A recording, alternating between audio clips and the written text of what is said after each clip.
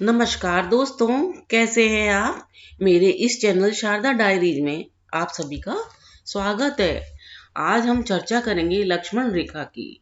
रामायण काल में जब भगवान राम को 14 वर्ष का वनवास मिला था, तो वनवास के समय जब भगवान राम पंचवटी में कुटिया बनाकर माता सीता व भाई लक्ष्मण के साथ रह रहे थे, उसी दौरान एक बार रावण ने अपनी बहन सुपर्णखा की नाक लक्ष्मण जी के द्वारा काटने का बदला लेने के लिए मारीच को स्वर्ण मृग बनाकर कुटिया के आसपास भेजा था। स्वर्ण मृग को देखकर सीता जी उसकी ओर आकर्षित हो गई और उन्होंने फिर राम जी से उस मृग को पाने की इच्छा जाहिर करी।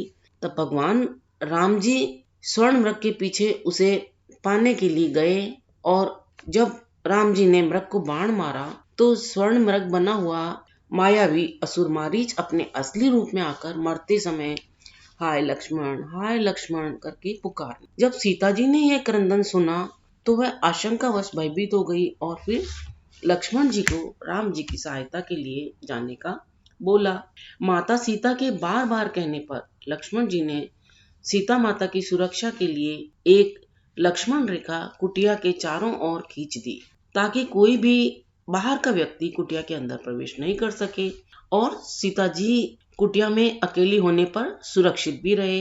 अब हम सभी के मन में यह विचार आता है, उत्सुकता होती है कि लक्ष्मण रेखा क्या है, उसमें ऐसी कौन सी विशेषता है जिसके कारण कोई बाहरी व्यक्ति उसे लांघ भी नहीं सकता, उसमें प्रवेश भी नहीं कर सकता।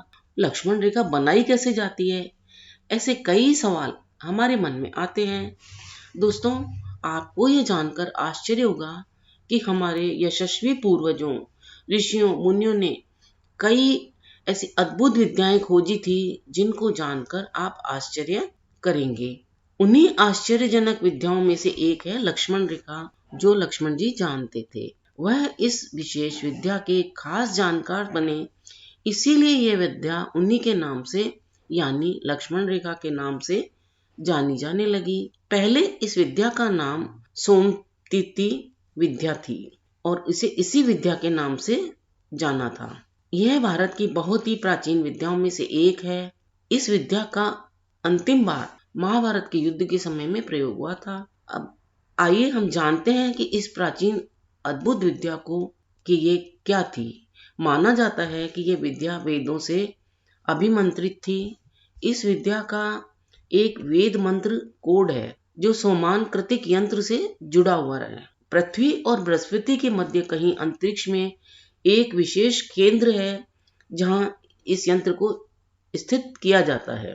यह यंत्र जल, वायु और अग्नि के परमाणुओं को अपने अंदर सोखता है। उसके बाद उन परमाणुओं में फॉरमैन आकाशीय विद्युत मिलाकर उसका पाथ बनाया जाता है। फिर उस यंत्र को एक्टिवेट कर उसकी मदद से एक लेजर बीम जैसी किरणों से उस रेखा को पृथ्वी पर गोलाकार खींच दिया जाता है। उस गोलाकार रेखा के अंदर जो भी रहेगा वह सुरक्षित रहेगा, लेकिन बाहर से अंदर अगर कोई जबरदस्ती प्रवेश करना चाहेगा या उस रेखा को लांघने की कोशिश भी करेगा तो उसे अग्नि और विद्युत का ऐसा झटका लगेगा कि वह वहीं राख बनकर उड़ जाएगा, चाहे वह कोई व्यक्ति हो या वस्तु। ब्रह्मचारी लक्ष्मण जी इस विद्या को इतना अधिक अच्छी तरह से जानते थे कि कालांतर में इस विद्या सोमातिथि को सोमातिथि न कहकर लक्ष्मण रेखा कहा जाने लगा। महर्षि दधीची, महर्षि शांडिल्य जी भी इस विद्या को जानते थे। श्रृंगी ऋषि कहते हैं कि भगवान श्री कृष्ण जी ने ही अंतिम बार कुरुक्षेत्र में धर्म युद्ध के समय युद्ध मैदान के चारों तरफ यह रेखा खींची थी, ताकि युद्ध में जितने भी भयंकर अस्त्र शस्त्र चले उनकी अग्नि और उनका ताप युद्ध क्षेत्र के बाहर जाकर किसी दूसरे प्राणी को क्षति ना करे, उसका दुष्प्रभाव उन पर ना पड़े। विदेशी आक्रमणकारियों द्वारा करोड़ों करोड़ों ग्रंथों के जलाए जाने के कारण और लूटपाट करके ले जाने के कारण कितनी ही ऐसी अद्भुत विद्याएं जो हमारे ऋषियों मुनियों ने खोजी थी वह लुप्त हो गई। जो भी ज्ञान शास्त्र हमारे पास बचा है उसे सहेज कर रखना व उस पर अमल करना अब हमारा कर्तव्य है, ताकि उनका लाभ हम उठा सकें। दोस्तों, आपको लक्ष्मण रेखा की ये जानकारी कैसी लगी, हमें कमेंट करके अवश्य बताएं। अगर ये अच्छी लगी हो तो आगे शेयर भी करें, वीडियो को सपोर्ट करें और चैनल को सब्सक्राइब भी कर लें। अपना अमूल्य समय देकर वीडियो देखने के लिए आपको बहुत बहुत धन्यवाद।